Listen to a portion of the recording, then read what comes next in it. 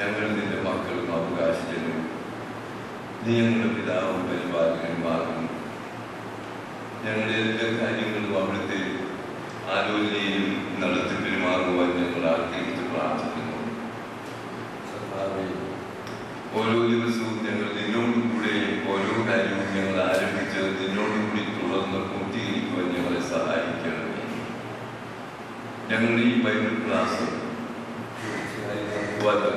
അവിടുന്ന് ഞങ്ങളെ സഹായിക്കുന്ന തുണിക്കായി ഞങ്ങൾ അങ്ങേ സ്തോത്രം ചെയ്യുന്നു. പരിശുദ്ധാത്മാവായ ദൈവമേ, അവിടുത്തെ കൃപാവരങ്ങൾ ഞങ്ങൾക്ക് സമൃദ്ധിയായി നൽകണമേ. ഞങ്ങളുടെ ഹൃദയങ്ങളെ പ്രകാശിപ്പിക്കണമേ. അരുതാത്ത ചിന്തകളിൽ നിന്നും വ്യർത്ഥ നിരൂപണങ്ങളിൽ നിന്നും ഞങ്ങളുടെ മനസ്സുകളെ പിന്തിരിപ്പിച്ചുകൊണ്ട് നിന്നെക്കുറിച്ചും നിന്റെ ദിവ്യ സ്നേഹത്തെക്കുറിച്ചും ഓർക്കുവാനും അതിൽ നിന്നെ സ്തോത്രം ചെയ്യുവാനും ഞങ്ങൾക്ക് എല്ലായ്പ്പോഴും ഉത്സാഹം തരേണ്ടതേ. നിന്നെ സ്തുതിക്കുന്നതിനും അവരുമായി ഇരുപ്പാനും എപ്പോഴും ഒഴിഞ്ഞിരിപ്പാനും ഞങ്ങൾക്ക് ഇടയാകുന്നതേ. കർത്താവേ, ഞങ്ങൾ നിന്നെയും നിന്നെ അയച്ച പിതാവിനെയും പരിശുദ്ധാത്മാവിനെയും സ്തുതിച്ച് മഹത്വപ്പെടുത്തുവാനായിട്ട് തന്നെ ഇന്നലെ മുതൽ സഭയുടെ ഒരു പ്രത്യേക കാലഘട്ടത്തിലേക്ക് നമ്മൾ പ്രവേശിക്കുകയാണ്. നോമ്പ് എന്നുള്ളത് ഇന്ന് അതിനോട് അനുബന്ധിച്ച ചില ചിന്തകളാണ് നിങ്ങളുമായി പങ്കുവയ്ക്കുവാൻ ഞാൻ ആഗ്രഹിക്കുന്നത്. ആത്മീയതയുടെ അല്ലെങ്കിൽ സ്പിരിച്വാലിറ്റിയുടെ ഏറ്റവും പ്രധാനപ്പെട്ട ഒരു ഘടകമാണ് ഫാസ്റ്റിംഗ് എന്ന് പറയുന്നത്. അതെല്ലാ മതങ്ങളിലുമുണ്ട്. കർശനമായി ഉപവാസവും നോമ്പും അനുഷ്ഠിക്കുന്ന മതം ഏതെന്ന് ചോദിച്ചാൽ ഇസ്ലാമാണ്. വളരെ കടുകട്ടിയായി കർശനമായിട്ടാണ്.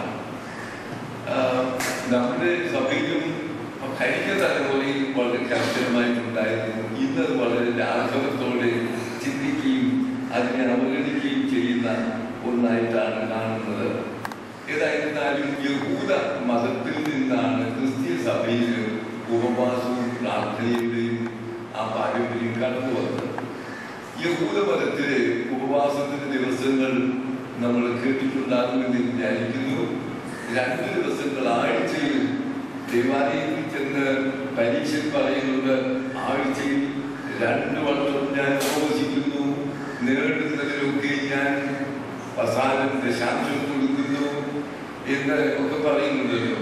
അപ്പോൾ ആഴ്ചയിൽ 2 ദിവസം ഉപവസിക്കുന്ന യഹൂദ മതത്തിൽ പ്രത്യേകിച്ച് പരീക്ഷ വിഭാഗത്തിൽ വളരെ കർശനമായിരുന്നു. ഏതായി 2 ദിവസങ്ങളിൽ അറിയാമോ? തിങ്കളും വ്യാഴവും ഓർക്കുവാനും കോട്ടയത്തെ ചന്ത ദിവസമാണ്. മൺഡേ ആൻഡ് തേഴ്സ്ഡേ 2 days അത് ഫാസ്റ്റ് ഡേയ്സ് ആണ്. 2 ദിവസങ്ങൾ. എന്താ ഈ 2 ദിവസങ്ങൾക്കുള്ള പ്രത്യേകത? മോശ സീനായി മലയിലേക്ക് കയറിപ്പോയത് തിങ്കളാഴ്ചയാണ് എന്നാണ് അവരുടെ വിശ്വാസം. 40 ദിവസത്തെ നോമ്പും ഒക്കെ കഴിഞ്ഞ് മോശ സീനായി മലയിൽ ഇറങ്ങി വന്നത് എന്തുകൊണ്ടാണ്? കൽപ്പനകൾ കൊണ്ടാണ് ഇറങ്ങി വന്നത്. അത് വലിയൊരു ദിവസമാണ്, വലിയൊരു സംഭവമാണ്. So the day of ascending the mountain Sinai and the day of descending, ഇറങ്ങി വന്നത് വ്യാഴാഴ്ചയാണ്. അതുകൊണ്ട് മോശ സീനായി മലയിലേക്ക് കയറിപ്പോയതും ഇറങ്ങി വന്നതും ഓർക്കുവാനായിട്ട് ഈ 2 ദിവസങ്ങൾ തിങ്കളും വ്യാഴവും ഉപവസിക്കുന്ന പതിവ് യഹൂദ മതത്തിൽ ഉണ്ടായിരുന്നു. അത് എപ്പോൾ മുതലാണ് തുടങ്ങുന്നത് എന്ന് ചോദിച്ചാൽ നമ്മൾ അവിടെ സമയം വായിച്ചൊന്നും അന്നില്ല. അത് നോക്കുന്ന സമയത്ത് കയ്യിലെ രോമം കാണാവുന്ന സമയം എന്ന് പറഞ്ഞാൽ വെളിച്ചമാകുന്ന ആ സമയം മുതൽ പച്ചവെള്ളം പോലും കുടിക്കാതെ വൈകിട്ട് ഈ സന്ധ്യ ആകുന്നത് വരെ കർശനമായ ഉപവാസമാണ് അവരുണ്ടായത്. അപ്പോൾ ആഴ്ചയിൽ 2 ദിവസം ഇത്. മൂന്നാമത് മറ്റൊരു ദിവസമുണ്ട്. ആണ്ടിൽ ഒരിക്കൽ വലിയ ദിവസമാണ്. അത് വലിയ കർശനം. ഒന്നും വേറെ ചെയ്യില്ല, പുറത്തേക്കും പോവുകയില്ല.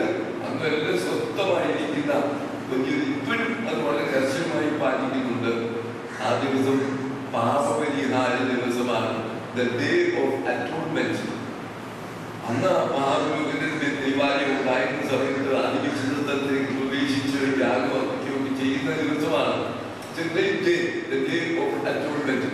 അത് ഇരുപത് ഉപവാസത്തിന്റെ ദിവസമാണ്. ഈ 3 ദിവസങ്ങളാണ് കർശനമായിട്ട് നിർബന്ധമായിട്ട് നോമ്പ് നോക്കുന്നത്. എന്നാൽ എന്താ ഉപവാസം എന്ന് പറയുന്നത് കൂടെ വസിക്കുക എന്നാണ് വാക്കിലത്ത്. വാസം കൂടെ വസിക്കുക, ദൈവത്തോട് കൂടെ വസിക്കുന്ന അനുഭവം എന്ന ആ വാക്കിന്റെ അർത്ഥം. ആ ഉപവസിക്കുക ആ സമയത്ത് ഭക്ഷണപാനീയങ്ങളൊക്കെ വെടിഞ്ഞിരിക്കണം. ഉപവാസത്തിന്റെ പ്രധാനപ്പെട്ട തത്വം ഭക്ഷണപാനീയങ്ങൾ വെടിഞ്ഞ് ദൈവത്തോട് കൂടെ ആയിരിക്കുക എന്നുള്ളതാണ് അതിന്റെ തത്വമായിട്ടുള്ളത്. നോമ്പ് എന്ന് പറയുന്നത് അത് തന്നെയാണ്. നോമ്പും ഉപവാസവും എന്ന് പറയുന്നത് ഒന്ന് തന്നെ, 2 പര്യായങ്ങളായിട്ടാണ് ഉപയോഗിക്കുന്നത്. കൂടാതെ പഴയ നിയമത്തിൽ മോശ 40 ദിവസം നോമ്പ് നോറ്റു എന്ന് നമ്മൾ വായിക്കുന്നുണ്ടല്ലോ. പറയുന്നത് 40 നാൾ നോമ്പെടുത്തു എന്ന് പറയുന്നത്. അത് നാം വായിക്കുന്നത് പുറപ്പാട് പുസ്തകം 24, എക്സോഡസ് ചാപ്റ്റർ 24:18. മോശ 40 ദിവസം സീനായി മലയിലായിരുന്നു.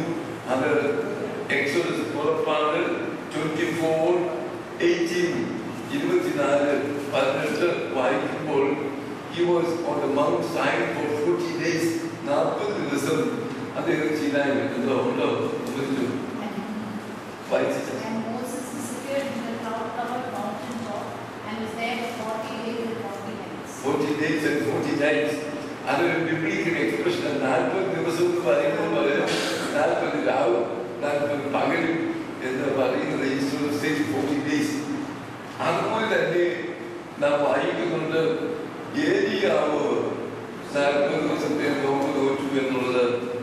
ഫസ്റ്റ് കിങ്സ് 1 രാജാക്കന്മാർ 98.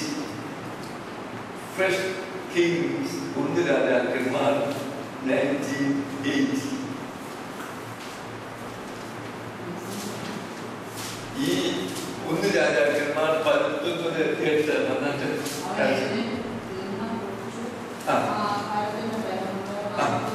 ആഹാരത്തിന്റെ ബലം കൊണ്ടാണ് 40 പകലും 40 രാവും 19 ഉപവാസത്തിൽ കഴിച്ചു എന്നുള്ളത്. അപ്പൊ ഇതിങ്ങനെ പഴയ നിയമത്തിൽ നമ്മൾ ഉപവാസത്തെ പറ്റി നോമ്പിനെ പറ്റി കാണുന്ന സൂചനകളിൽ മാത്രം. പിന്നെ വ്യക്തികൾ പ്രത്യേകമായ നോമ്പ് നോക്കുമായിരുന്നു. എസ്തർ എസ്തറിന്റെ പുസ്തകം വായിക്കുമ്പോൾ ഒരു നോമ്പൊക്കെ പ്രഖ്യാപിച്ചു. 3 ദിവസത്തേക്ക് ഏറ്റവും നോമ്പ് നോക്കണം എന്ന് പറഞ്ഞു. കാരണം എന്താ? ഇസ്രായേൽ ജനത്തിന് ഇതിനായിട്ട് ആവാന്റെ തന്ത്രങ്ങൾ വരുന്നു. അതിനെ ഖണ്ഡിക്കുവാൻ മറ്റൊന്നിന്റെ മാർഗം only fasting and prayer. That's the only remedy. അത് നിർദ്ദേശിക്കുന്നത് അത് നിർബന്ധമായിട്ടുള്ളതല്ല. ഓരോ പ്രത്യേക സന്ദർഭം വരുമ്പോൾ അതാത് അവസരങ്ങൾക്കനുസരിച്ചുള്ള നോമ്പുകൾ എടുക്കുമായിരുന്നു.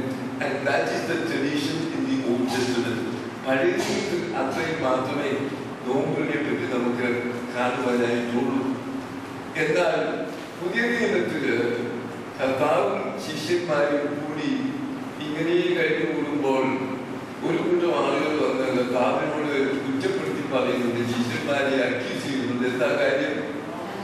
യോഹന്നാനും സ്നാപകന്റെ ശിഷ്യന്മാര് ഉപവസിക്കുന്നു, പരീശന്മാരും ഉപവസിക്കുന്നു, നിന്റെ ശിഷ്യന്മാര് ഉപവസിക്കുന്നില്ല എന്ന് പറഞ്ഞ് കുറ്റപ്പെടുത്തുകയായിരുന്നു ചെയ്തത്. അപ്പോൾ കർത്താവ് എന്താ പറഞ്ഞത്? മണവാളൻ കൂടെ ഉള്ളപ്പോൾ തോഴ്മക്കാര് ഉപവസിക്കാറില്ല, എന്നാൽ മണവാളൻ എടുക്കപ്പെടുമ്പോൾ ഉപവസിക്കും എന്നും കൂടെ പറയുന്നുണ്ട്. അതെന്താ സൂചിപ്പിക്കുന്നത്? മണവാളൻ കർത്താവിന്റെ ആഗമനം എന്ന് പറയുന്നത് it was a time of great rejoicing. വലിയ സന്തോഷത്തിന്റെ ആനന്ദത്തിന്റെ വലിയൊരു അനുഭവമാണ്. മിശിഹ വന്നിരിക്കുന്നു. at the kingdom of God, ദൈവരാജ്യത്തിന്റെ തുടക്കം. and it's a time of great joy. ആ സമയത്ത് ഒന്നും കഴിക്കാനും വെള്ളം കുടിക്കാനും കണ്ണുനീര് പാസ് മുഖം വീർപ്പിച്ച് ഇങ്ങനെ ഇരിക്കുന്നതല്ല. it's a time of rejoicing. എന്നാൽ when the bridegroom is taken away, തന്നീർ എടുക്കപ്പെടുമ്പോൾ ഉപവസിക്കുന്നത്. അതുകൊണ്ട് കർത്താവിന് ശേഷം സ്വർഗാരോഹണത്തിന് ശേഷം സഭയിൽ ഉപവാസത്തിന്റെ അനുഷ്ഠാനങ്ങൾ ഉണ്ടായി. അതിനു മുമ്പ് ഉണ്ടായിട്ടില്ല. 2-ാം നൂറ്റാണ്ടിന്റെ ആരംഭത്തിൽ അറൗണ്ട് 120 AD എഴുതപ്പെട്ട ഒരു കൃതിയുണ്ട്. അറൗണ്ട് 120 2-ാം നൂറ്റാണ്ടിന്റെ ആരംഭത്തിൽ എഴുതിയ ഒരു കൃതിയുണ്ട്. ആ കൃതിയുടെ പേര് നിങ്ങൾ ചിലപ്പോൾ കേട്ടിട്ടുണ്ടായിരിക്കും. Didache എന്നാൽ DIDACHE, Didache, Teaching of the 12. 12-ാം പുസ്തകത്തിന്റെ പേര്. എല്ലാം പുസ്തകത്തിന്റെ കൈകളിട്ടുള്ളത് അച്ചടിച്ച കോപ്പിയുണ്ട്. Didache, very ancient document. ആരെഴുതിയെന്ന് അറിയാൻ പാടില്ല. പക്ഷെ അപ്പോസ്തലന്മാരുടെ കാലം തൊട്ട് കഴിഞ്ഞാൽ 120 DIDAC, Didache. അത് ഗ്രീക്ക് വാക്കാണ്. Didache എന്ന് പറഞ്ഞാൽ അതിന്റെ അർത്ഥം ടീച്ചിങ് എന്നാണ്. ടീച്ചിങ്. ഇതിനകത്ത് ഒരു വാചകം ഉണ്ട്. ഞാൻ ഇന്നും രാവിലെ അതിനകത്ത് നോക്കി. ഈ Didache എന്ന് അതിനകത്ത് ഒത്തിരി വിവരങ്ങൾ അക്കാലത്ത്, അതായത് 2-ാം നൂറ്റാണ്ടിന്റെ ആരംഭത്തിൽ ഉണ്ടായിരുന്ന സഭയുടെ കാര്യത്തെ പറ്റി ഉള്ളൊരു ചിത്രം അതിനകത്ത് നമുക്ക് കിട്ടും. അത് പറയുന്ന ഒരു വാചകം, do not keep your fast with hypocrites. അത് hypocrites എന്ന് ഉദ്ദേശിക്കുന്നത് അറിയാമോ? യഹൂദന്മാരാ. Do not keep your fast with those hypocrites, for they fast on Monday and Thursday, but you should fast on Wednesday and Friday. അതായത് കപടഭക്തിക്കാരായ യഹൂദന്മാര് അവര് ഉപവസിക്കുന്നത് തിങ്കളും വ്യാഴമാണ്. അവരെ പോലെ നിങ്ങൾ ഉപവസിക്കരുത്. പക്ഷെ നിങ്ങൾ ഉപവസിക്കണം ആഴ്ചയിൽ 2. അത് എന്തായിരിക്കണം? Wednesday and Friday. ആ വാചകം നിങ്ങൾക്ക് വേണമെങ്കിൽ എഴുതാം. Do not keep your fast, FASTS, fast, with hypocrites. Do not keep your fast with hypocrites. Full stop. 4. First sentence. Next sentence. 4. They fast on Monday and Thursday. 4. They fast on Monday and Thursday, but you should fast on Wednesday and Friday. അപ്പോൾ നമുക്ക് ഈ ബുധനും വെള്ളിയും എന്നുള്ള നോമ്പ് 2-ാം നൂറ്റാണ്ട് മുതൽ Christian സഭയിൽ വന്നതാണ്. ഇന്നലെ ഇന്ന് തുടങ്ങിയതൊന്നും അല്ലായിരുന്നു. But you should fast on Wednesday and Friday. Do not keep your fast with hypocrites, for they fast on Monday and Thursday, but you should fast on Wednesday and Friday.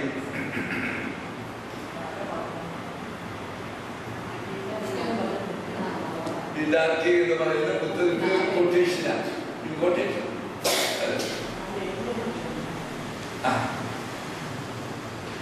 എന്തുകൊണ്ടാണ് why Wednesday and Friday? Friday നമുക്കറിയാം, it's a great day for us. കർത്താവ് നമുക്ക് വേണ്ടി മരിച്ച രക്ഷകൻ നമുക്ക് കൈവരിച്ച ദിവസമാണ്. And then Wednesday,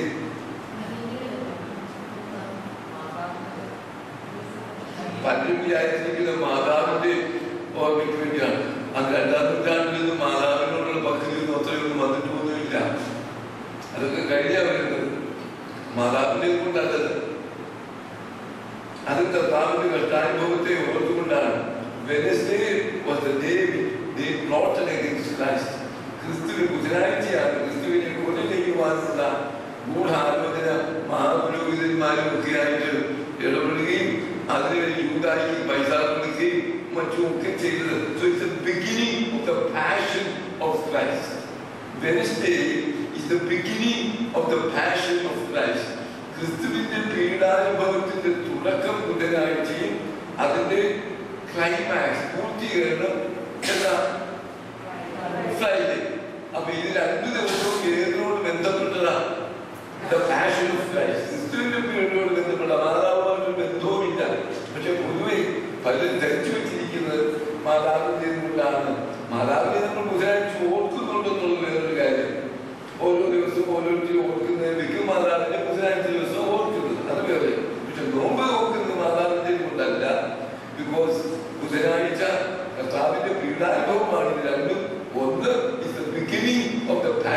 organized, and then Friday is the climax on the day which he was crucified. ദിവസമാണ്. അപ്പൊ ഇങ്ങനെ ഒരു നോമ്പ് ആദ്യകാലം മുതലുണ്ടായി. 2-ാം നൂറ്റാണ്ട് മുതൽ ബുധനും വെള്ളിയും ഉണ്ട്. ഇപ്പോഴും വെള്ളിയാഴ്ച, ബുധനാഴ്ച ഇല്ലെങ്കിൽ വെള്ളിയാഴ്ച കർശനമായി നോക്കുന്ന പഴയ ആളുകളൊക്കെ നമ്മുടെ കുടുംബങ്ങളിലൊക്കെ ഉണ്ട്. പിന്നെ സഭയില് വലിയൊരു നോമ്പ്, ഇപ്പോഴത്തെ വലിയ നോമ്പ് എന്നാണ് പറയുന്നത് ലെന്റ്, ലെന്റ്. ഈ നോമ്പിന്റെ ആവിർഭാവം എന്ന് മുതലാണ് എന്ന് നമുക്ക് അറിയുന്നതാണ്. അത് നിഖ്യ സുന്നോദോസ് കൂടിയതെന്ന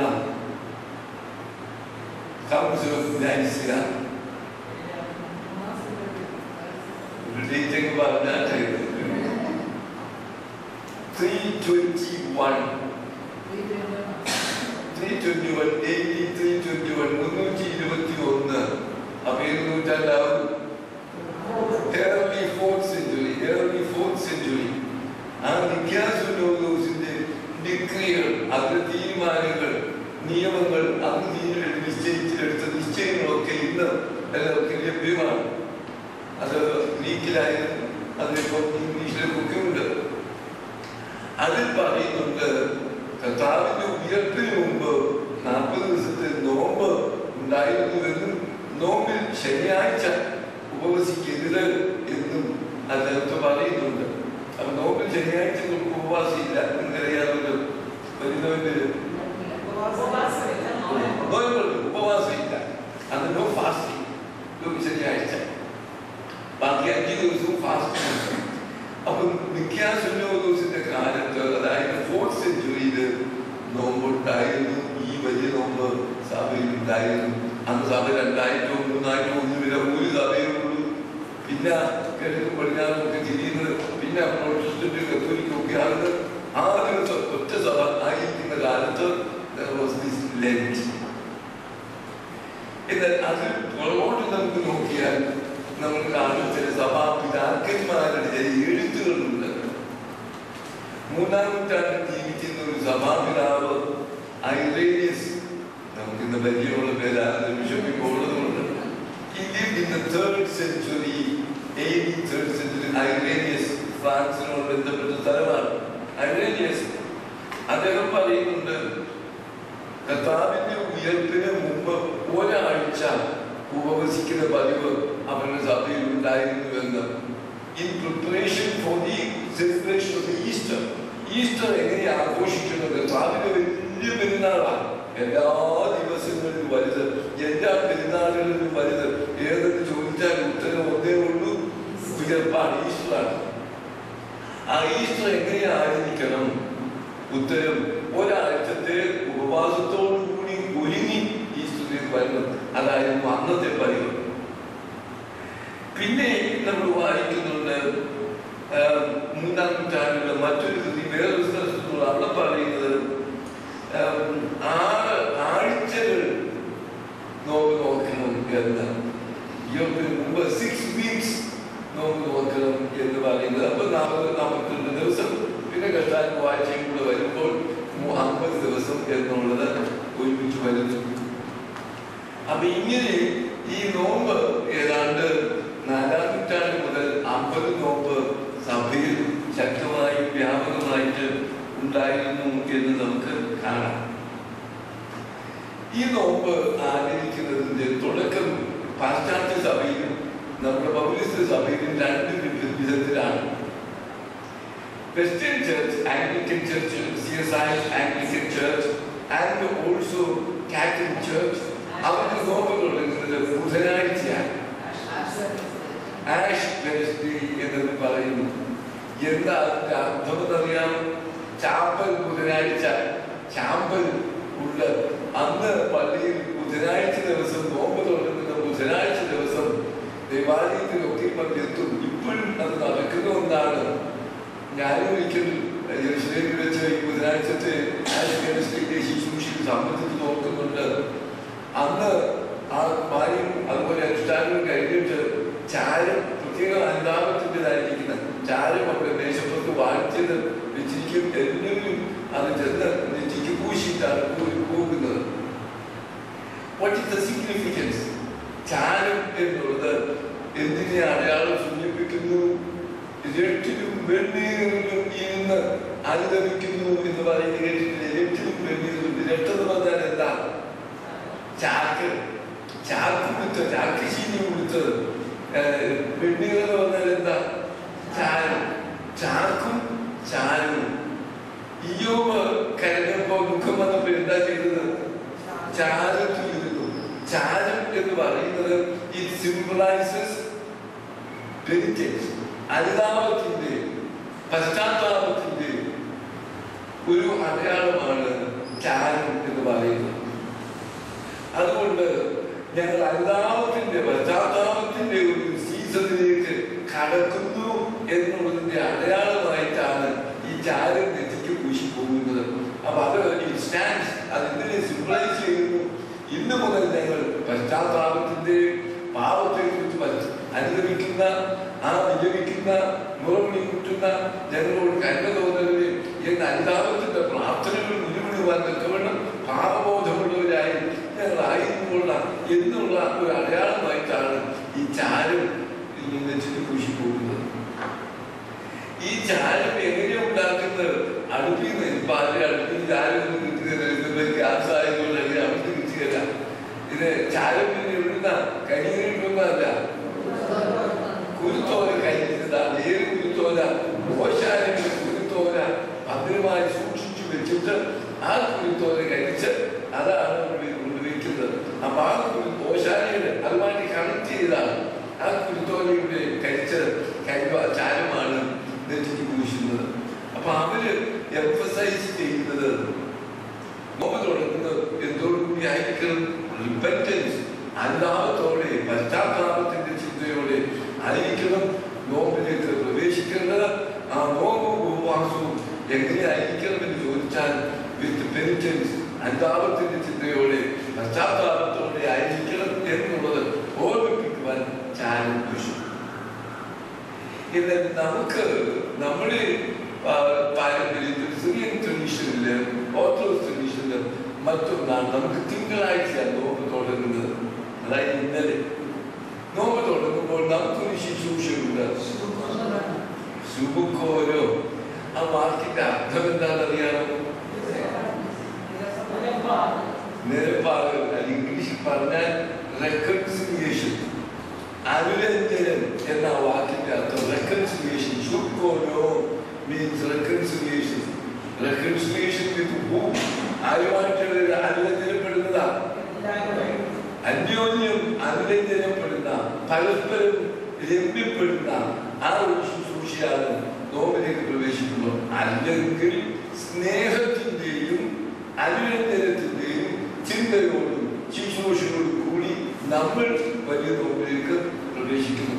തമ്മിലുള്ള ഒരു വ്യത്യാസം ഞാൻ പറഞ്ഞത്, പാശ്ചാത്യര് നോമ്പിലേക്ക് പ്രവേശിക്കുമ്പോൾ പശ്ചാത്താപത്തെ കുറിച്ചുള്ള ആ ചിന്ത അത് പ്രാധാന്യം കൊടുത്തുകൊണ്ട് ചാരം പൂശി ചാരത്തോടു കൂടി തുടങ്ങുന്നു.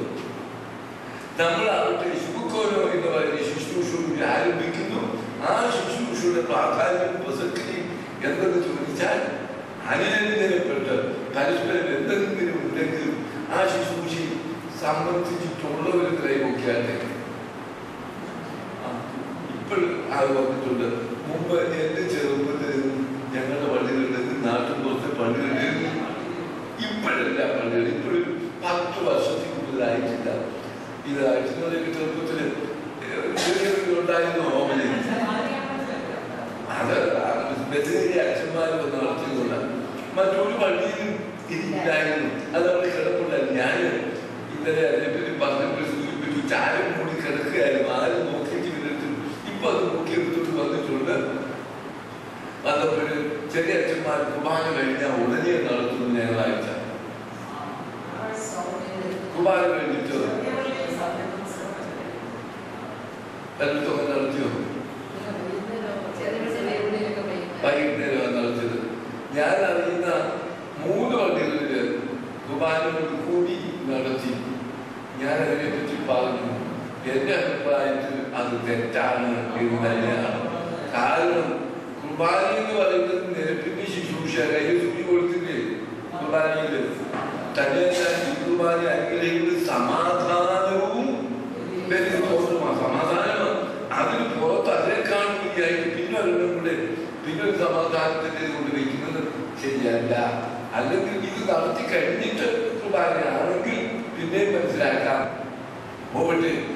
അതുകൊണ്ട് ഇത് മുമ്പൊക്കെ ഇല്ലാതിരുന്നത് ഇപ്പോൾ ഇത് ഉയർത്തിക്കൊണ്ട് വന്നപ്പോൾ ചെറുത് ഞായറാഴ്ച കുർബാനയോടുകൂടി ഞായറാഴ്ച വൈകിട്ട് ഇന്ന് വൈകിട്ട് നടത്തുന്നവരും ഇന്നലെ വൈകിട്ട് തിങ്കളാഴ്ച വൈകിട്ട് നടത്തുന്നവരും ഉണ്ട്. അതിങ്ങനെ മാറിക്കൊണ്ടിരിക്കും. ഏതെങ്കിലും ആവട്ടെ എപ്പോഴെങ്കിലും നടത്തുന്നുണ്ടല്ലോ ഒന്ന് കാണുകയും സമ്മതിക്കുകയും ചെയ്യുന്നത് നല്ലതാണ്. ആ ശുശ്രൂഷയുടെ എംഫസിസ് എന്താ? അന്നത്തെ വായന, പാട്ട്, പ്രാർത്ഥന ഇതെല്ലാം ശ്രദ്ധിച്ചാൽ ഒരു വിഷയം രണ്ട് വിഷയമാണ് പ്രധാനം. ലവ് ആൻഡ് റെക്കൺസിലിയേഷൻ, സ്നേഹവും സമാധാനവും. അതിലെന്തരും ഇതാണ് പാട്ടിനകത്ത് പ്രാർത്ഥനയുണ്ട്, വായന സഹോദരനെ സ്നേഹിക്കാത്തവരെ സ്നേഹിക്കും, ലോകത്താന്റെ ലേഖനത്തിന്റെ സ്നേഹം ദീർഘമായി ക്ഷമിക്കുന്നു, ദയ കാണിക്കുന്നു, ദോഷം കാണിക്കുന്നില്ല. ഏതാണ് 11-ാം അധ്യായം അല്ല വായിക്കുന്നത് സ്നേഹത്തെ പറ്റിയുള്ളതാണ്. പിന്നെ സുവിശേഷത്തിൽ നിന്നത് വായിക്കും. അതായത് നമ്മൾ ഇന്ന് പഠിക്കാൻ പോകുന്ന വിഷയം. അത് അന്ന് ഏതെങ്കിലും ആയിട്ട് വായിക്കുന്നത് ക്ഷമയെ പറ്റി പറയുന്ന ഒന്നാണ്, അനുരഞ്ജനത്തെ പറ്റി പറയുന്ന ഒന്നാണ്, പരസ്പരം ക്ഷമിക്കുവാൻ കഴിയുന്ന ഒന്നാണ്. ഇത് ഒന്നും ശരിയായിട്ട് ആത്മാർത്ഥമായി നടത്തിയിരുന്നു എങ്കിൽ നമ്മൾ സ്വർഗമായാലും കുടുംബത്തിൽ പ്രശ്നമില്ല, ഇടവകയിൽ സഭയിൽ പ്രശ്നമില്ല. ഇത് വളരെ മെക്കാനിക്കലായിട്ട് നമ്മളെന്നെ നടത്തുന്നു എന്നുള്ളത് മാത്രമേ ഉള്ളൂ എന്റെ വലിയൊരു പരാതി. അത് എന്ത് അർത്ഥമാക്കുന്നുവോ ആ അർത്ഥത്തിൽ അത് ശരിയായിട്ട് നമ്മൾ നടത്തി കഴിഞ്ഞാൽ ഇറ്റ്സ് എ വണ്ടർഫുൾ എക്സ്പീരിയൻസ്. മനസ്സിൽ എല്ലാം വിദ്വേഷത്തിന്റെയും വൈരാഗ്യത്തിന്റെയും പകയുടെയും ഈർഷ്യയുടെയും എല്ലാത്തിനും വിട്ടിട്ട് ഒന്നുകൊണ്ട് മാത്രം പറയുന്നു ആ ഒരു അനുഭവത്തിലേക്ക് എത്തിക്കഴിയുമ്പോൾ സ്നേഹത്തിൽ വസിക്കുന്നവൻ എവിടെ വസിക്കുന്നവരെന്ന് അറിയാമോ? സ്നേഹത്തിൽ വസിക്കുന്നവൻ ദൈവത്തിൽ വസിക്കുന്നു, ദൈവം അവനിൽ വസിക്കുന്നു എന്നാ പറയുന്നത്. ദൈവത്തിലാണ് level of the heavenly sphere when you love each other. ആ ഒരു കാര്യം ഓർക്കേണ്ടതാണ്. അന്ന് ഇന്നലെ വായിക്കുന്ന വേദഭാഗമാണ് ഇന്ന് നമുക്കൊന്ന് പഠിക്കുവാനായിട്ടുള്ളത്. വിശദമായിട്ട് വായിക്കാം. സഹോദരൻ എത്ര വട്ടം എന്നോട് പിഴച്ചാൽ ഞാൻ ക്ഷമിക്കണം? 7 വട്ടം മതിയോ എന്ന് ചോദിച്ചു. യേശു അവനോട് 7 വട്ടമല്ല 70 വട്ടം എന്ന് ഞാൻ നിന്നോട് പറയുന്നു എന്ന് പറഞ്ഞു. അത് കഴിഞ്ഞിട്ടാണ് ഈ ക്ഷമയെ പറ്റി വ്യക്തമാക്കുവാൻ ഒരു ഉപമ കർത്താവ് പറയുന്നത്. ആ ഉപമ നമുക്ക് പരിചയമുള്ളതാണ് എങ്കിലും വായിക്കാൻ നമുക്ക് എളുപ്പമായിട്ട്. അവിടെ എന്താ പറയുന്നത്? സ്വർഗരാജ്യത്തിന്റെ ദാസന്മാരുമായി കണക്ക് നിൽപ്പാൻ ഭാവിക്കുന്ന ഒരു രാജാവിനോട് സദൃശം. അവൻ കണക്ക് നോക്കിക്കൊണ്ട് തുടങ്ങിയപ്പോൾ 10,000 താലന്ത് കടംപെട്ട ഒരുത്തനെ അവന്റെ അടുത്ത് കൊണ്ടുവന്നു. അവന് വീട്ടുവാൻ വകയില്ലാകിയാൽ അവന്റെ യജമാനവരെയും ഭാര്യയെയും മക്കളെയും അവരുള്ളതൊക്കെയും വിറ്റ് കടം തീർപ്പാൻ കൽപ്പിച്ചു.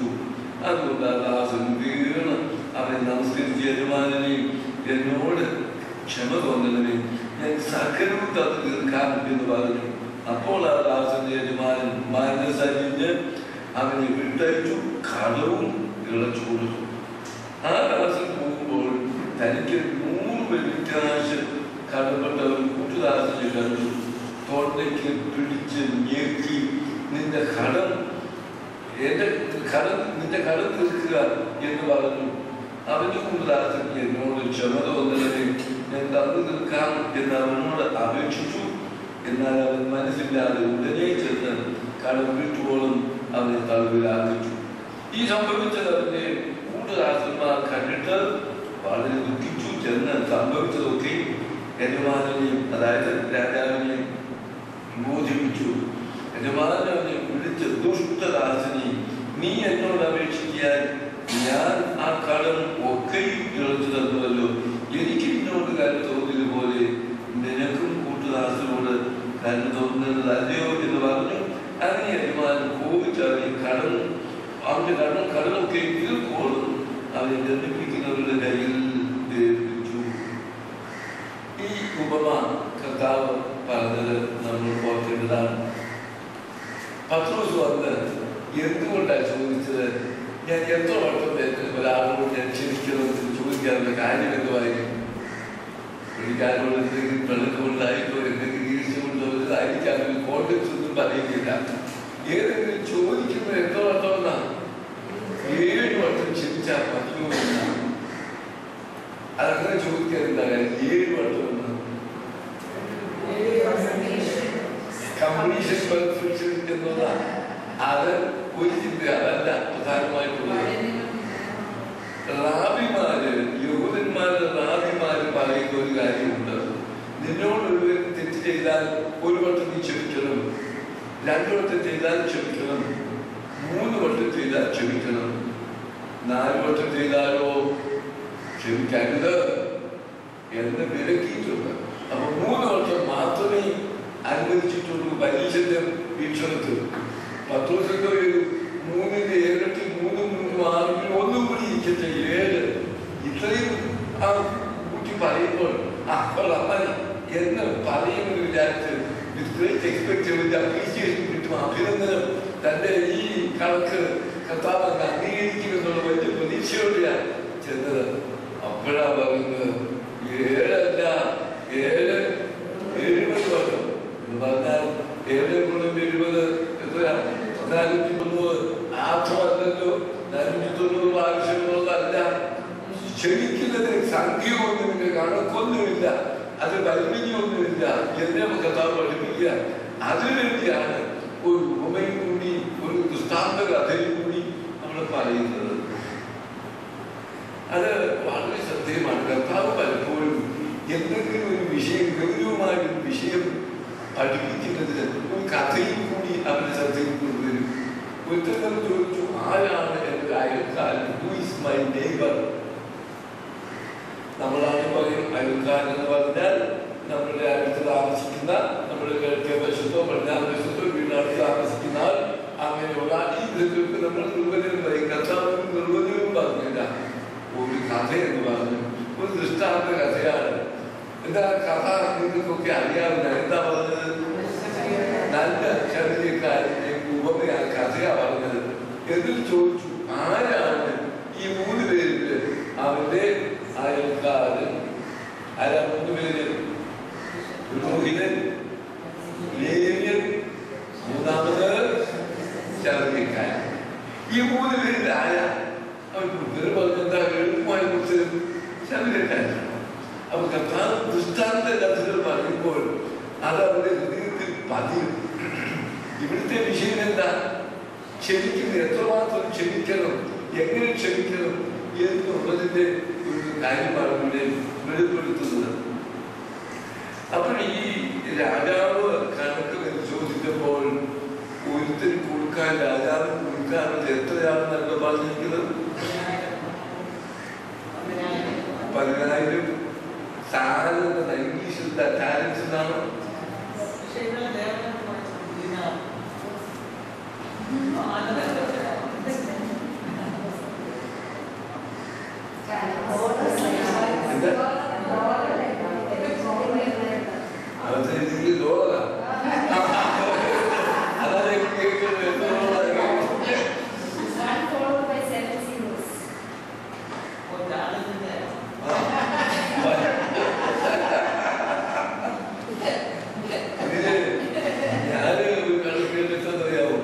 $3 കോടി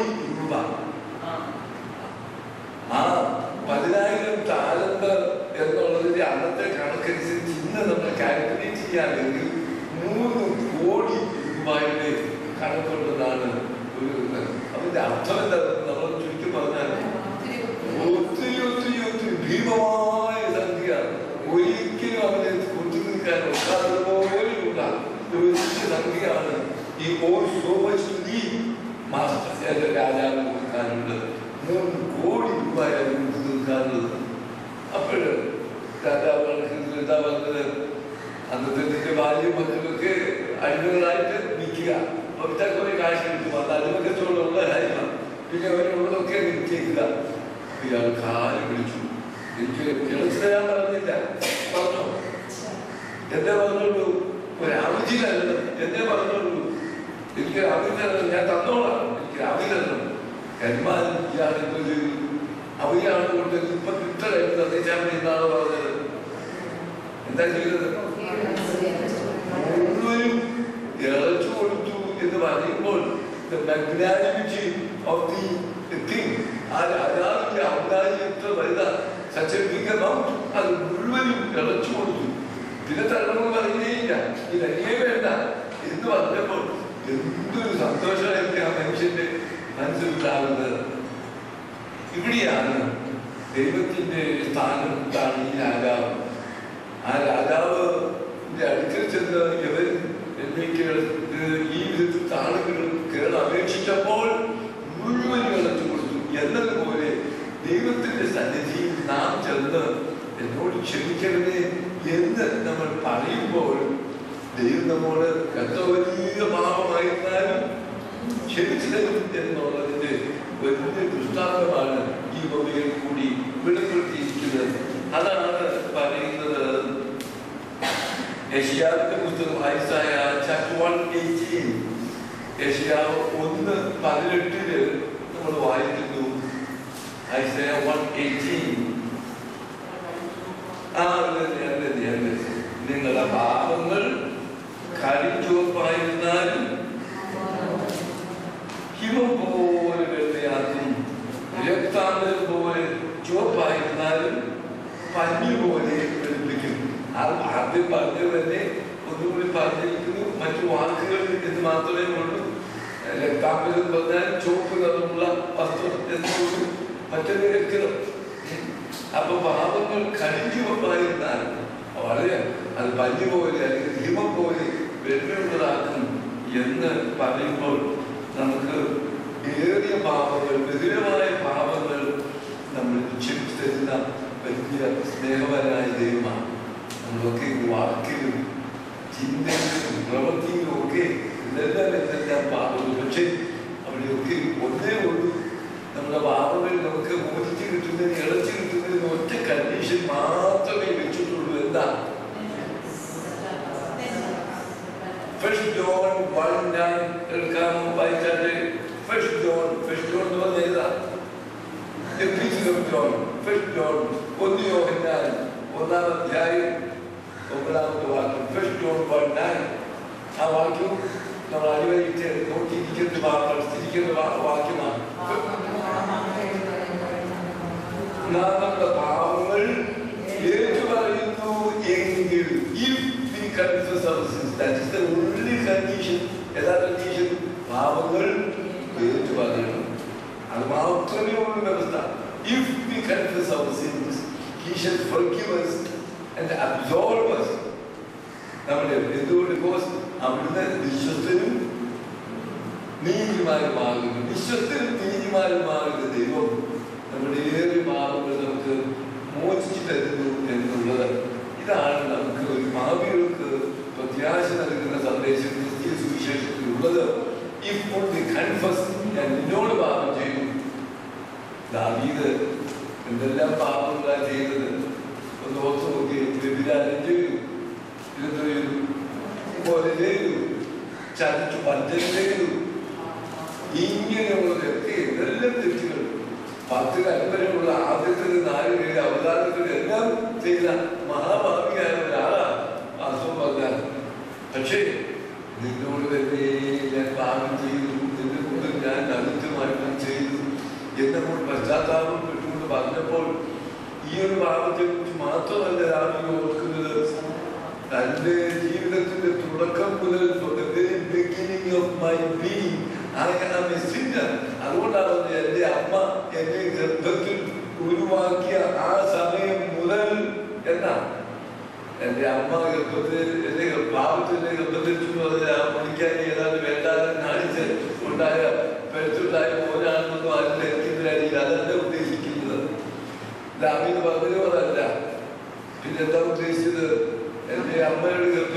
ഗുരുവായ ആ നിമിഷം മുതൽ ഇംഗ്ലീഷിൽ പറഞ്ഞാൽ for the very beginning of my being ഞാൻ ആയിരിക്കുന്നതിന്റെ തുടക്കം മുതൽ ഞാൻ ഭാഗ്യാണ്.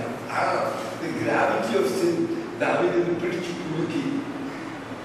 എപ്പോഴാണ് എന്നോട് മോചിച്ചിരിക്കുന്നു എന്ന് പറഞ്ഞപ്പോഴാണ് പിന്നീട് 32-ാം സങ്കീർത്തനം പാടുന്നത്. എനിക്കറിയാം 51 കഴിഞ്ഞിട്ടാണ് 32 എഴുതുന്നത്. എന്താ 32 തുടങ്ങുന്നത്? ക്ഷമിച്ചു മനുഷ്യൻ ഭാഗ്യവാൻ എന്ന് പറയുന്നത് ആ ഒരു അനുഭവത്തിൽ വരുന്നു എന്നുള്ളതാണ്. ഈ വലിയ സന്തോഷം മോചനത്തിന്റെ ദൈവത്തിന്റെ സന്നിധിയിൽ മോചനം ഉണ്ട് എന്നുള്ളൊരു വലിയ ഒരു മെസ്സേജാണ് ഈ ഉപമ നമ്മുടെ മുമ്പിൽ നൽകുന്നത്. ദ ഫസ്റ്റ് മെസ്സേജ് എന്താണ്? എത്ര വലിയ പാപമായിരുന്നാലും എത്ര വലിയ കടമായിരുന്നാലും അത് ഇളച്ചു തരുവാൻ വേണം.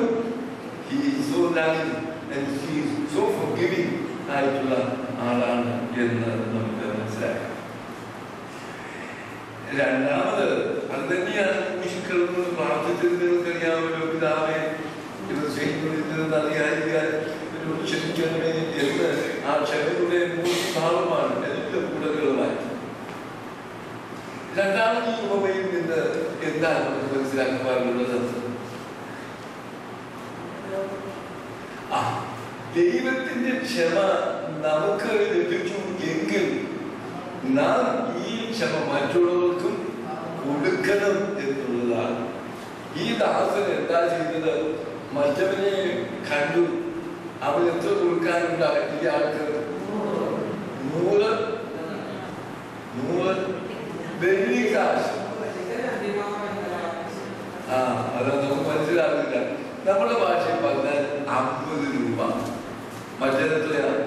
3 കോടി രൂപയും. ഇത് 50 രൂപയും മാത്രമേ ഇൻസിഗ്നിഫിക്കന്റ് എമൗണ്ട്. അവരിങ്ങോട്ട് വന്നിട്ട് ചെറിയൊന്നും ചോദിക്കുന്നില്ല.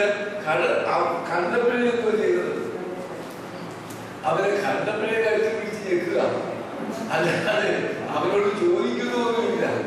നീ എപ്പോഴാണ് ചോദിക്കുന്നൊന്നുമില്ല. അവർക്ക് ഈ നിഷ്ഠുരത ഓർത്ത് നോക്കിയാൽ നേരെ മറിച്ച് നീ എപ്പോഴാണ് ചോദിക്കുകയെങ്കിൽ വേണ്ടെങ്കിൽ നമുക്ക് മനസ്സിലാക്കാം. അതുപോലെ ചെയ്യുന്നില്ല. കണ്ടപ്പോഴേ തൊണ്ടയ്ക്ക് ഞെക്കിയിട്ട് നീ വളരെ നമുക്ക് തീർത്തുകൊണ്ടാ പറഞ്ഞപ്പോൾ അവനാവുന്നവർക്ക് പറഞ്ഞു ഒന്നും കേൾക്കുന്ന പറ്റില്ല.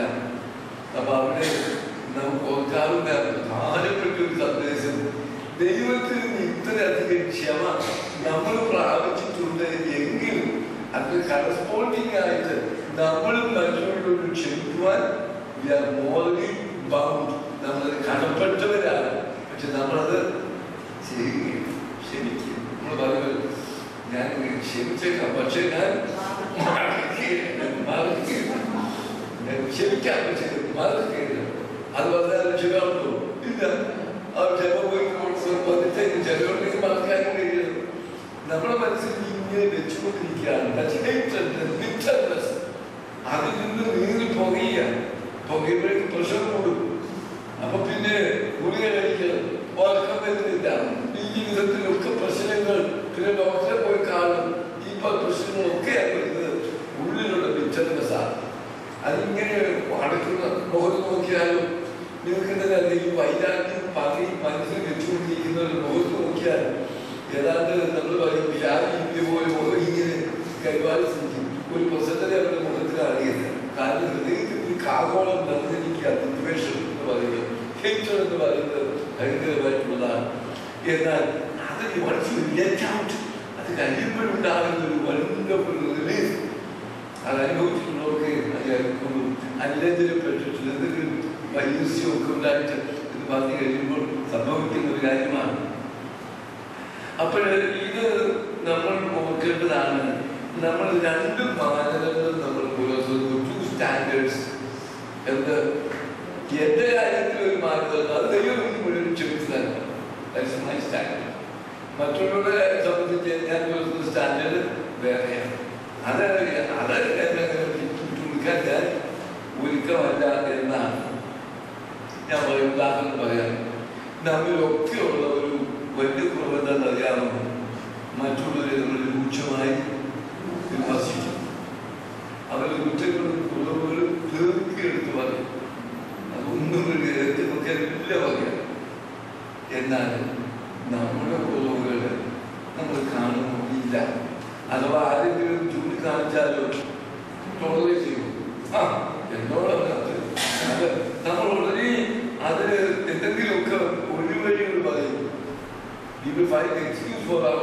നമ്മുടെ തെറ്റുകൾക്ക് അതിന് ന്യായീകരണങ്ങൾ അത് അങ്ങനെ ചെയ്തെങ്കിൽ അത് ചില കാരണങ്ങളൊക്കെ ഉണ്ടായിട്ടുണ്ട്. അതുകൊണ്ട് ചെയ്തതല്ല പറ്റും. നമ്മുടെ കുറ്റം ഒരിക്കലും നമ്മൾ അംഗീകരിക്കില്ല. അതെന്തെങ്കിലും ന്യായീകരണങ്ങൾ നമ്മൾ എപ്പോഴും പറഞ്ഞുകൊണ്ടിരിക്കും. മറ്റുള്ളവരുടെ കുറ്റം കണ്ടുപിടിക്കുവാൻ എളുപ്പം നമുക്ക് ടു സ്റ്റാൻഡേർഡ്സിനെ പറ്റി നമ്മുടെ കാര്യത്തിൽ വരുമ്പോൾ ഒരു സ്റ്റാൻഡേർഡ് മറ്റുള്ളവരോട് വരുമ്പോഴേക്ക് സ്റ്റാൻഡേർഡ്. അതുപോലെ തന്നെയാണ് മറ്റുള്ളവരുടെ സ്വാർത്ഥതയെ പറ്റി സെൽഫിഷ്നെസ് നമ്മൾ വിമർശിക്കുമോ വളരെ സെൽഫിഷ് മാനേജ്. നമ്മുടെ കാര്യത്തെ പറ്റിയാണെങ്കിലോ ചോദിച്ചാൽ എന്തോ പറയുന്നത് അറിയാമോ? ഇതെന്റെ അവകാശമാണ്, സ്വാർത്ഥതയൊന്നുമല്ല, അതൊക്കെ അവകാശമാണ്. അതുകൊണ്ടാണ് ഞാൻ എടുക്കുന്നത്.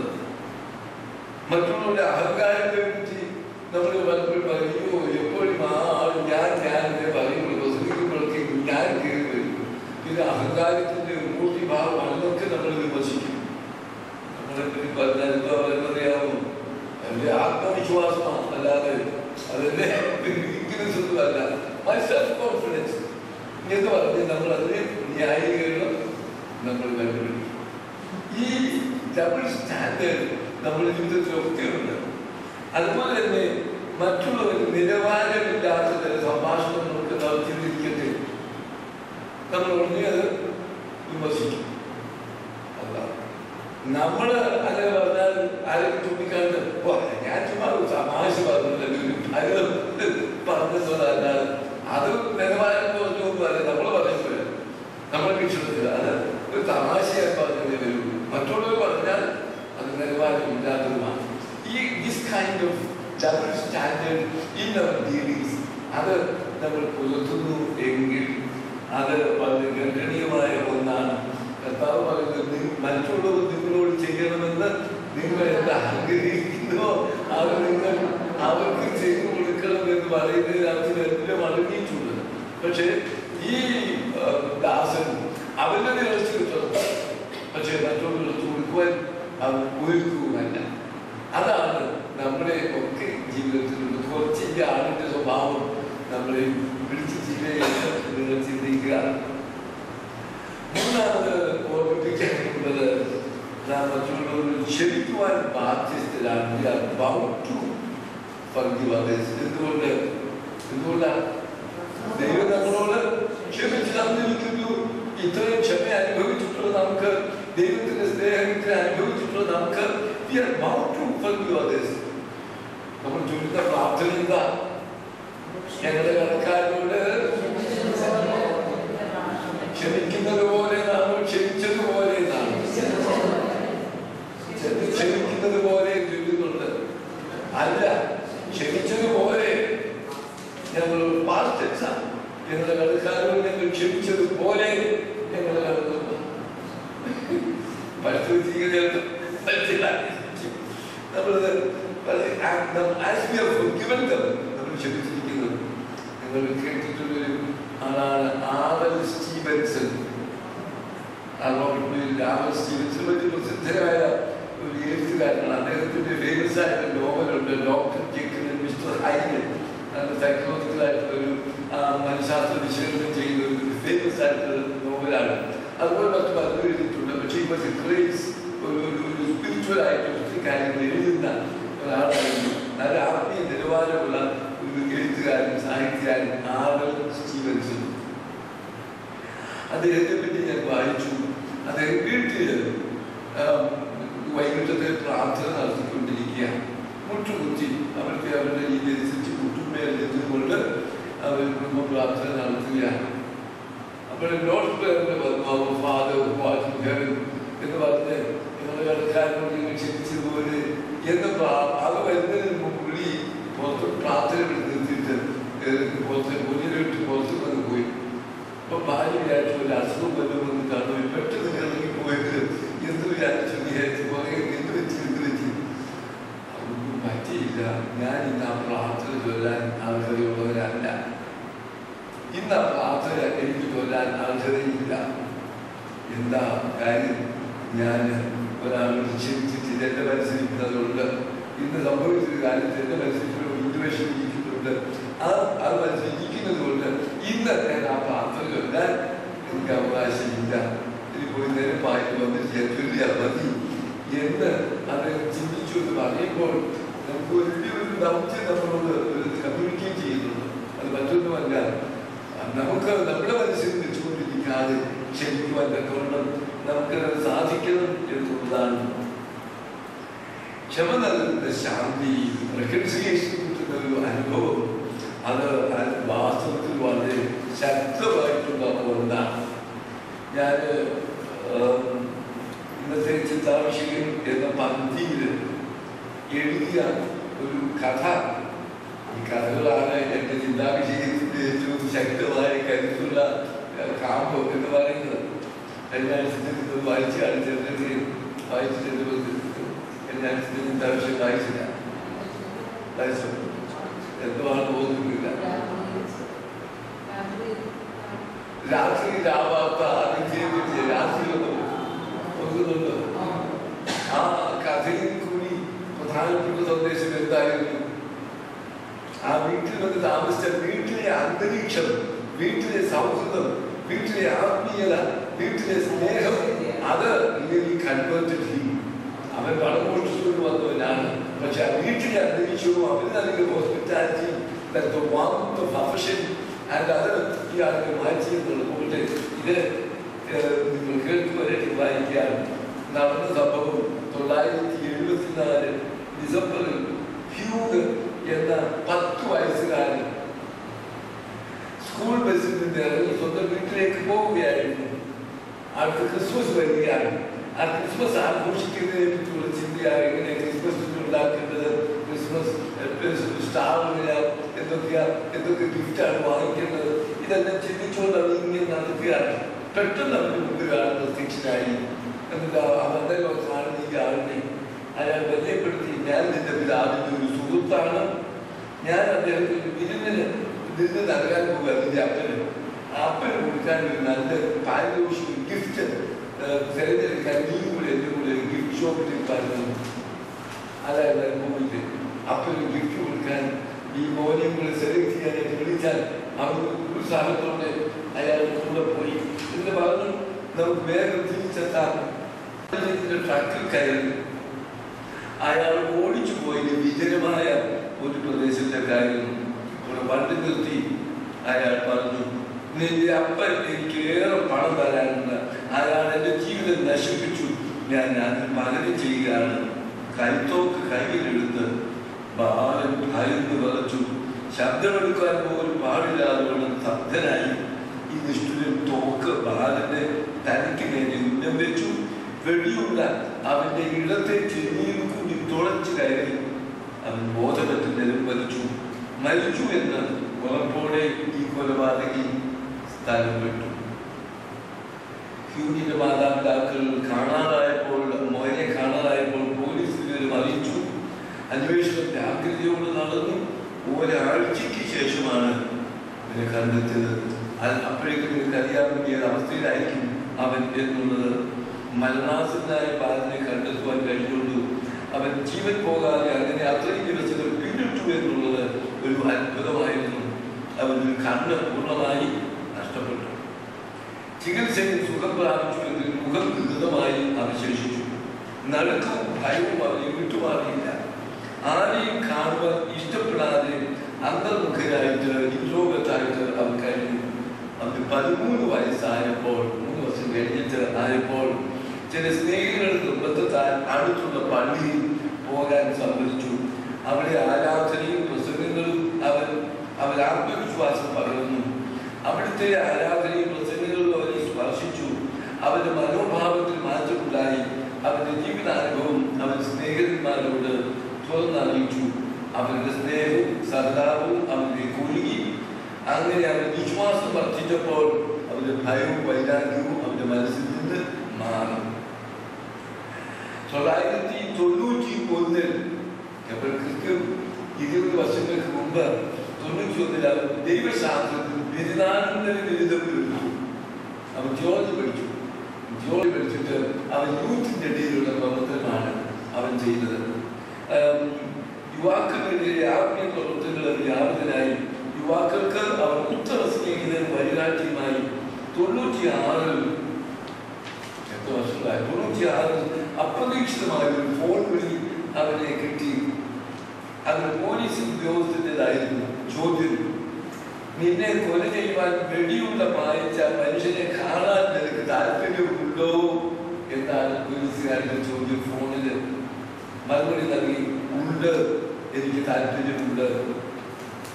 എന്നാൽ പിറ്റേ ദിവസം ഇന്ന നേഴ്സിംഗ് ഹോമിൽ വരിക എന്നായിരുന്നു നിർദ്ദേശം. ഹ്യൂഗിന്റെ മനസ്സിൽ വലിയ പിരിമുറുക്കം, പ്രതികാര ചിന്ത. തന്റെ ജീവിതത്തിൽ അപായപ്പെടുത്തിയ മനുഷ്യനെ കാണാൻ പോവുകയാണ്. എങ്ങനെയാണ് അയാളെ നേരിടേണ്ടത്? പ്രതികാര ചിന്ത ഇല്ലാതെ അയാളെ നേരിടാൻ കഴിയുമോ? ആത്മാർത്ഥമായി അയാളോട് ക്ഷമിക്കാൻ ഒക്കുമോ? തന്റെ വിശ്വാസവും ആത്മീയതയും ഇതുവരെയും തന്റെ മനസ്സിലൊക്കെ ഇപ്പം മാറിപ്പോകില്ലേ? എന്നെ കാണുമ്പോൾ എല്ലാമായിട്ടുള്ള ഒരു കൂടുതലൊക്കെ മനസ്സിൽ തന്റെ ആത്മീയതയും വിശ്വാസവും പരീക്ഷിക്കപ്പെടുന്ന സന്ദർഭം എങ്കിലും പകരാതെ പിറ്റേന്നാൾ ഹ്യൂഗ് ആത്മീയതയിൽ കടന്നു. 77 വയസ്സുള്ള അസ്ഥിമാത്രനായ ഒരു അവശൻ കട്ടിലിൽ കിടക്കുന്നു. 2 കണ്ണിനും കാഴ്ച നഷ്ടപ്പെട്ട അയാൾ വിഷാദമുഖനായി കിടക്കുകയാണ്. ഹ്യൂഗ് കട്ടിലിന്റെ സമീപത്തെത്തി അയാളെ കരം പിടിച്ചുകൊണ്ട് സ്വയം പരിചയപ്പെടുത്തി. ആദ്യം നിർവികാരനായി കാണപ്പെട്ട അയാൾ തെറ്റ് സംഭവിച്ചുകൊണ്ട്, ഞാൻ ഖേദിക്കുന്നു, സോറി എന്ന് പറഞ്ഞു. ഹ്യൂഗ് പറഞ്ഞു, ദൈവം എന്നെ വിളിച്ചിരിക്കുന്നു എന്ന് പറയുവാൻ സന്തോഷമുണ്ട്. നിങ്ങൾ എന്നോട് ചെയ്തത് എന്റെ ജീവിതത്തിന്റെ അന്ത്യം കുറിക്കുകയല്ലായിരുന്നു, ഒരു പുതിയ തുടക്കം വരുത്തുകയായിരുന്നു. വയസ്സിൽ ഹ്യൂഗിന്റെ കാര്യങ്ങൾ മുറുകെ പിടിച്ചു. എനിക്ക് വളരെ ആശ്വാസം തോന്നുന്നു. അങ്ങനെ ക്ഷമയിൽ കൂടി സൗഹൃദത്തിന്റെ പാലൊളി പരന്നു. അടുത്ത 3 ആഴ്ചകൾ ദിവസം ഹ്യൂഗ് എന്നും കാണുമായിരുന്നു. ഞാൻ സ്വർഗത്തിൽ പോകുവാൻ ആഗ്രഹിച്ച് പ്രവർത്തിക്കുന്നു, നിങ്ങളും അവളെ കാണണം എന്ന് ഞാൻ ആശിക്കുന്നു. നമ്മുടെ സൗഹൃദം അവളെ തുടരണമെന്നാണ് എൻ്റെ ആഗ്രഹം. ആ രാത്രിയിൽ ആ വയസ്സിൽ മരിച്ചു. പ്രത്യാശ നിറഞ്ഞ ഹൃദയത്തോടും കുറ്റവിമുക്തമായ മനസാക്ഷിയോടും കൂടെ ഈ സംഭവ കഥ വായിക്കുമ്പോഴാണ് നമുക്ക് മനസ്സിലാക്കാൻ കഴിയുന്നത്. യഥാർത്ഥത്തിൽ യേശു ക്രിസ്തുവിന്റെ ഒരു ചൈതന്യം ലഭിച്ചിട്ടുള്ള ഒരാൾക്ക് മാത്രമേ ഞാൻ ക്ഷമിച്ചിരിക്കുന്നു എന്നും ക്ഷമിക്കുന്നു എന്ന് പറയാൻ കഴിയുള്ളൂ. അല്ലാത്തവർക്ക് മനസ്സിലാക്കാൻ എന്തുണ്ടാകുമെന്നറിയാവും. നല്ല അവസരമായി എന്തൊക്കെ പറയാനും ചെയ്യാനും ഒക്കെ ഉള്ള പ്രതികാരം ആളിക്കത്തും.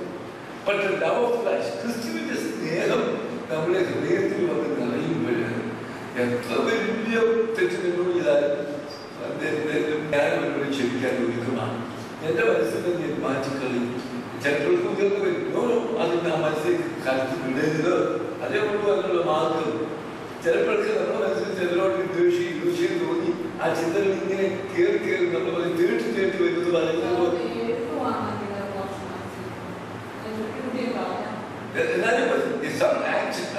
പറയുന്നത് അത് കഴിഞ്ഞ് ജീവിച്ചു കഴിഞ്ഞാൽ അതിനേക്കാളും ചാരമായി നമ്മൾ പിന്നെയും മനസ്സിൽ ചിലപ്പോൾ കയറി വരുമ്പോഴേ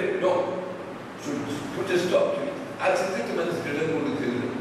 അത് നമ്മുടെ ഹൃദയം എപ്പോഴും ആ സ്നേഹം നിറഞ്ഞ ഈ കുറച്ച് നാൾ മുമ്പ് എന്റെ മനസ്സിൽ എനിക്കൊരു വലിയ പ്രയാസം തോന്നുന്ന അനുഭവം ഉണ്ടായി. അതെന്തുവാണ് ആ ചിന്ത മനസ്സിലേക്ക് വന്നു കഴിയുമ്പോൾ ഇടയ്ക്കിടയ്ക്ക് അസ്വസ്ഥമാണ്. ഞാൻ കുറച്ചു നേരം പ്രാർത്ഥിച്ചിട്ട് ആ ചിന്ത മനസ്സിലേക്ക് നോ എന്ന് പറഞ്ഞ് മാറ്റിക്കളയും. ആരോടും നമ്മുടെ മനസ്സിൽ ഒരു വൈരാഗ്യത്തിന്റെയോ വികാരത്തിന്റെയോ ചിന്തയ്ക്ക് ഇടം കൊടുക്കാതെ സ്നേഹത്തിൽ കൂടി and also pray for that particular person. ആടിന് വേണ്ടി ഒന്ന് പ്രാർത്ഥിച്ചാട്ടെ. പ്രാർത്ഥിച്ചു കഴിയുമ്പോഴേക്ക് ഇതൊക്കെ മാറി ഇവാപ്പറേറ്റ് ചെയ്യും. The moment you pray for that person, bishop of London മുമ്പ് ജീവിച്ചിരുന്ന ഒരു ബിഷപ്പിനെ പറ്റി പറയുന്നുണ്ട്. അദ്ദേഹം തീവണ്ടിയിലൊക്കെ യാത്ര ചെയ്യും. അപ്പൊ യാത്ര ചെയ്യുമ്പോൾ ഈ കയറി ഇരിക്കുന്നവരെല്ലാം നോക്കും. അവിടെ ഇരിക്കുന്ന ഓരോരുത്തരുടെ മുഖത്തേക്ക് നോക്കുന്നത് അത് ആരൊക്കെ കാണാൻ വേണ്ടി എല്ലാവരും നോക്കി കഴിഞ്ഞിട്ട് വിളിക്കും. ഞങ്ങൾ ഇരിക്കും. കുഞ്ഞിരുന്ന് ഓരോരുത്തർക്കും പ്രാർത്ഥിക്കും. പർട്ടിക്കുലർ പേഴ്സൺ ദൈവം അനുഗ്രഹിക്കണമേ. ഇങ്ങനെ ഓരോരുത്തരും ഇങ്ങനെ പ്രാർത്ഥിച്ച് കഴിഞ്ഞിട്ട് അദ്ദേഹം പറയുന്നത് അത് കഴിഞ്ഞ് ഞാൻ എൻ്റെ കണ്ടു യോസി പിന്നെ നോക്കുമ്പോൾ സ്ട്രേഞ്ചേഴ്സ്. ഇപ്പോഴും ഞാൻ അവരെ കാണുന്നത് അപരിചിതരായിട്ടല്ല. The moment you pray for that person, some relationship has been established. നമ്മൾ ഏതോ ഒരു ബന്ധം നമ്മൾക്ക് പ്രാർത്ഥിച്ചു കഴിഞ്ഞാൽ ആ ആളുമായിട്ട് നമുക്ക് ഉണ്ടാവാതിരിക്കില്ല. അതാ പ്രാർത്ഥനയുടെ വലിയൊരു ശക്തി എന്ന് പറയുന്നത്. ഈവൻ അൺനോൺ പീപ്പിൾ, നമ്മൾ അറിയാത്തവരായിരിക്കാം, നമുക്ക് കണ്ടിട്ടില്ല, കേട്ടിട്ടേ ഉള്ളൂ. എങ്ങനെ ആളിന് വേണ്ടി നമ്മൾ പ്രാർത്ഥിക്കുന്നു. ആ പ്രാർത്ഥിച്ചു കഴിയുമ്പോൾ some kind of a relationship established. അപ്പൊ അതുകൊണ്ട് another way of reconciliation മറ്റൊന്നാണ് പ്രാർത്ഥനയിൽ കൂടി. ഏതായിരുന്നാലും ഈ ഉപമ നമ്മെ പഠിപ്പിക്കുന്ന ആ കാര്യം നമുക്കുള്ളത്, ഒന്ന്, ദൈവത്തിന്റെ ക്ഷമ അപാരമാണ്.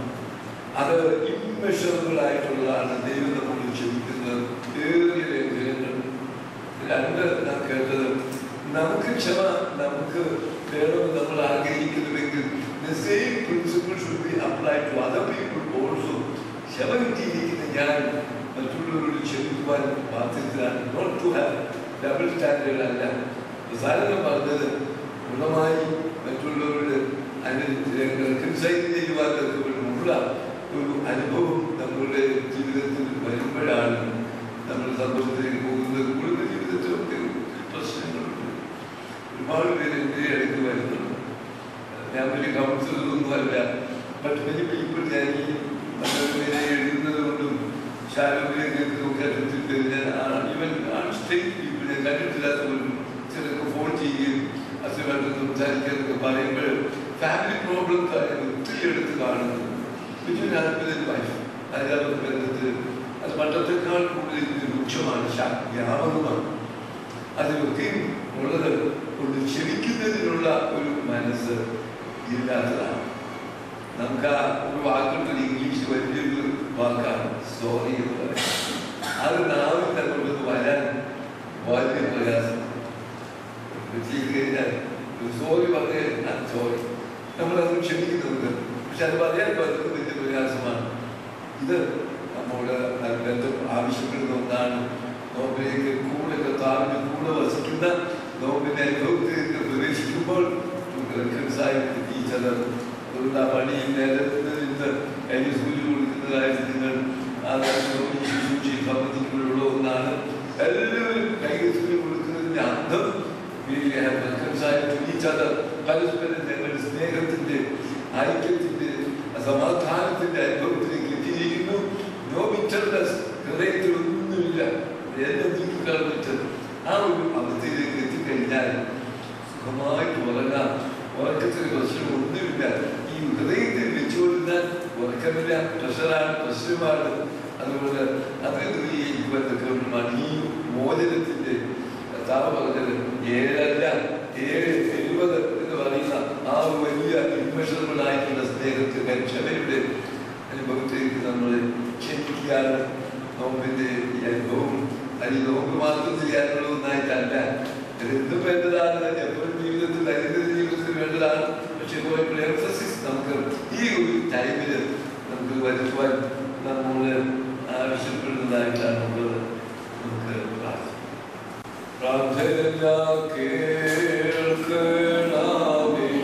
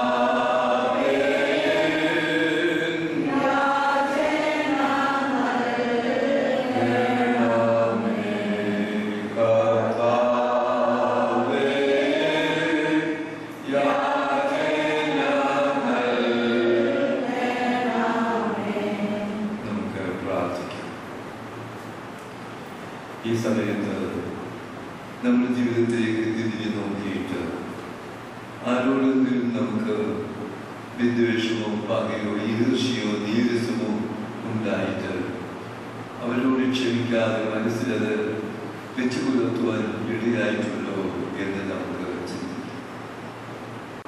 നമുക്ക് അങ്ങനെയെങ്കിൽ കർത്താവെ അവരോട് പൂർണ്ണമായി നിരപ്പാകുവാൻ ക്ഷമിക്കുവാൻ എല്ലാ കാര്യങ്ങളും തെറ്റായിട്ടുള്ളതൊക്കെ മറക്കുവാൻ ഒരു കൃപ ഞങ്ങൾക്ക് തരേണ്ടത്.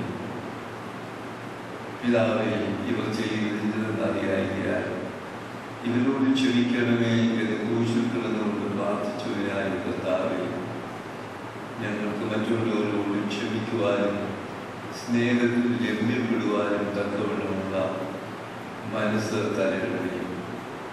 പലപ്പോഴും ഞങ്ങളുടെ അഹങ്കാര മനസ്സ് ഞങ്ങളുടെ മറ്റുള്ളവരുമായി നിരപ്പാകുന്നതിന് തടസ്സമായി നിൽക്കുന്നു.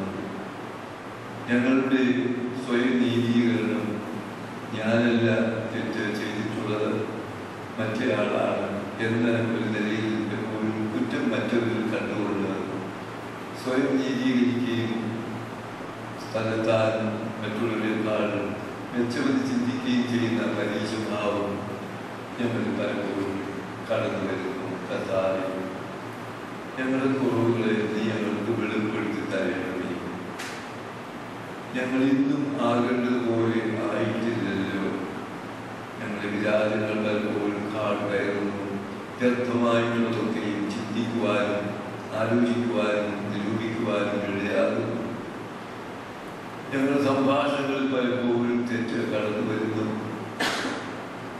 അസത്യമായിട്ടുള്ളതും അതിശയോക്തിയായിട്ടുള്ളതും പലപ്പോഴും സംസാരത്തിൽ പറയുന്നത്, മറ്റുള്ളവരെ കുറിച്ചുള്ള ദോഷവും അവരുടെ തെറ്റിനെ ഉയർത്തി കാണിക്കുവാനുള്ള പ്രവണതയും ഞങ്ങൾ പലപ്പോഴും ഉണ്ടാകും. കർത്താവേ, ദൈവമക്കൾക്ക് ഉചിതമായ പുതുമനുഷ്യനെ ഉചിതമായിരിക്കുന്ന നിലവാരമുള്ള സംഭാഷണവും അതുപോലെ പെരുമാറ്റവും നീ ഞങ്ങൾക്ക് നൽകണമേ. പഴയ മനുഷ്യനെ ഞങ്ങൾ നീക്കിക്കളഞ്ഞിരിക്കുന്നുവല്ലോ. കർത്താവിനെ തന്നെ ഞങ്ങൾ ധരിച്ചിരിക്കുന്നു.